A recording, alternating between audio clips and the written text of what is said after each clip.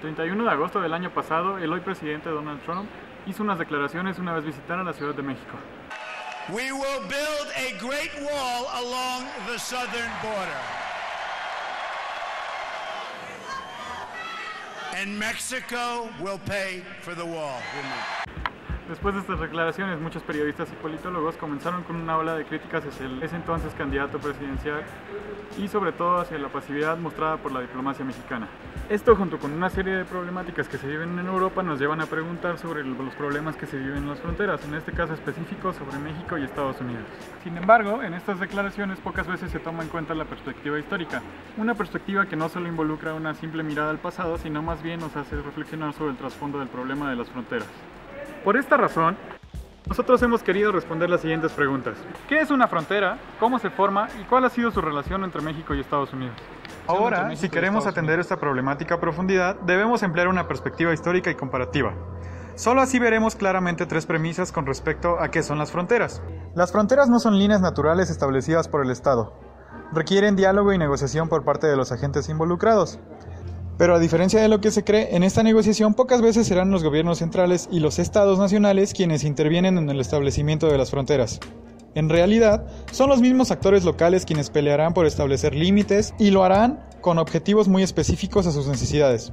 ¿Quién siembra en dónde pueden pastar los animales, etcétera? Por esta razón, veremos que las fronteras son un ente vivo y en constante cambio. Aún si nos vamos a lo que en muchas ocasiones se ha llamado la frontera más antigua de Europa, aquella establecida entre España y Portugal, encontraremos que es muy difícil establecer los límites de una población con otra.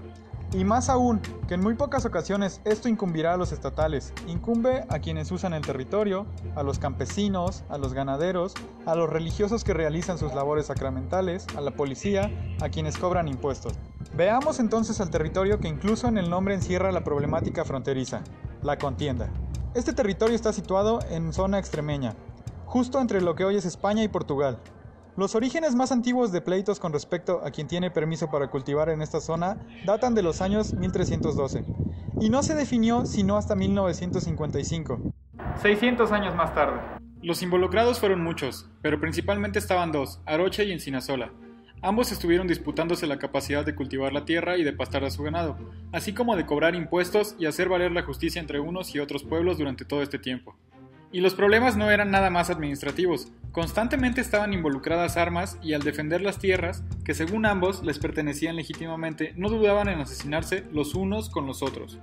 Esto se vio durante mucho tiempo, especialmente durante el siglo XVI y el XVII, por lo cual, al no poder llegar a una solución pacífica, se decidió hacerlo más salomónico, que ese territorio no fuera ni de uno ni de otro, ni de Aroche ni de Encinasola, ni de Portugal ni de España.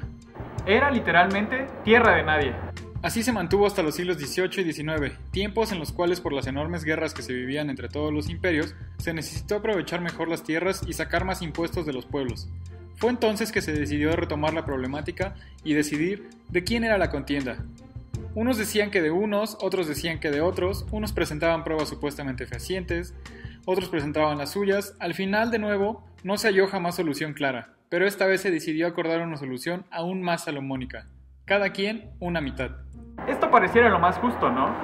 Pues no fue así. Inclusive con esta iniciativa que se promovió desde los gobiernos portugueses y españoles, se rechazó. Y no por cuestiones nacionales, sino por los mismos habitantes de Aroche y Encinasola. Ellos veían en esta decisión una auténtica desgracia. Ellos veían en la indecisión la mejor forma de aprovechar el terreno. Podían cultivar los unos y los otros mientras no se tocasen y podían pasar de la misma manera.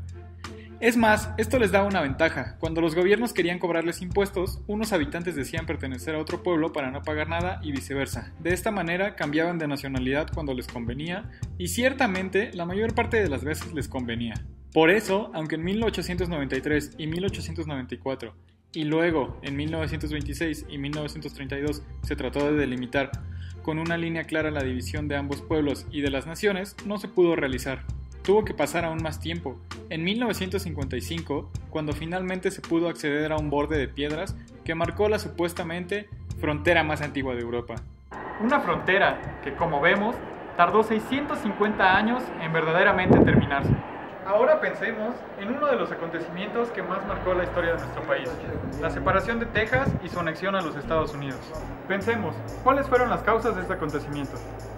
El principal motivo que incitó la separación de Texas fue ignorar por parte del gobierno mexicano el Tratado Austin. Este estipulaba que 300 familias estadounidenses poblarían Texas a partir de 1820. Además, estarían sujetas al acuerdo de que todos los colonos debían convertirse al catolicismo, mostrar solvencia moral, convertirse en ciudadanos mexicanos y cambiar sus nombres ingleses por sus correspondientes hispanos. Para 1824, Texas sería incluido como parte del estado de Coahuila y Texas, ocasionando el descontento de los Estados Unidos, que ya mostraba un abierto interés por el territorio. De esta manera, durante el periodo de 1824 a 1836, hubo un sinfín de negociaciones para la compra del territorio tejano. Mientras estas negociaciones se llevaban a cabo, la población de Texas continuó en aumento, gracias al arribo de inmigrantes legales e ilegales. Estos últimos eran en su mayoría gente que huía de los Estados Unidos por problemas judiciales. Al mismo tiempo, en México existía un grave problema de gobernabilidad que generaba una fuerte incertidumbre, lo que originaba movimientos independentistas entre los que se encontraba el territorio tejano. Este vaivén político hacía dudar a los colonos tejanos sobre su permanencia como Estado mexicano, aun cuando muchos de ellos optaban por continuar formando parte de la República Mexicana. Luego de estos acontecimientos, ya bajo la presidencia del general Antonio López de Santana, se dio origen a la Constitución de 1836, que también es conocida como la Constitución de las 7 Leyes, la cual daba forma a una república centralista. Dicha situación precipitó la decisión del gobierno de Texas a promulgar su independencia el 21 de abril de 1836. Obtuvo como respuesta la movilización de tropas del gobierno mexicano bajo el mando del general Santana. En esta campaña se llevaron a cabo, entre otras batallas, la del sitio del Álamo. En ella fue capturado el general Santana y obligado bajo amenaza de muerte a firmar el Tratado de Velasco, el 14 de mayo de 1836, documento que establece la independencia de Texas y su consecuente separación del estado de Coahuila y la República Mexicana. De esta manera, México perdía su primer territorio como país independiente, y Estados Unidos comenzaba con su política expansionista, quedando ambos países con los siguientes territorios.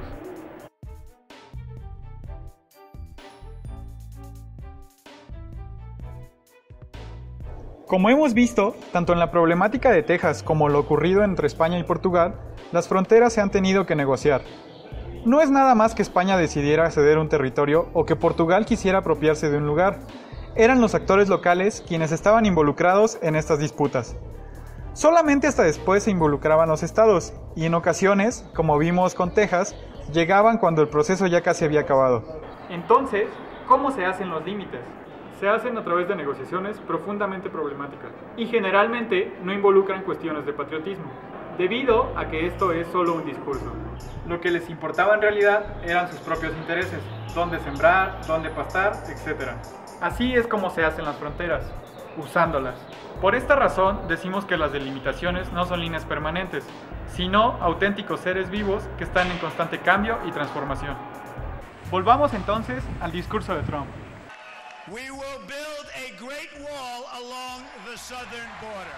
¿Acaso es factible realizar una demarcación tan permanente como la que propone? En realidad no. La competitividad de ambos países depende en gran medida de sus relaciones transfronterizas, más aún viviendo en un contexto tan globalizado como el nuestro. Es más, quienes usan este territorio van a utilizar las tierras, van a seguir comerciando y van a seguir transportándose de un lugar a otro con muro o sin él. Entonces, ¿cuál es el propósito del famoso muro? Trump llegó al poder gracias a un discurso de odio, apelando a los gringos de cuello rojo, que creen que México es el causante de todos sus problemas. And Mexico will pay for the wall. Su nivel de aceptación depende directamente de que estos vean los resultados. Y el muro, aunque utópico, es uno de ellos. De modo que el muro en sí no cambia las dinámicas migratorias, pero sí permite que Trump gane legitimidad frente a los que votaron por él. Por último, debemos identificar varios niveles en la problemática de las fronteras. Una medida que solo tiene efectividad en las palabras no determina la dinámica política. Por esta razón, cuando se habla de delimitaciones, debemos ir más allá del simple discurso. Debemos encontrar los verdaderos motivos que hacen de las fronteras un ente viviente y en constante negociación.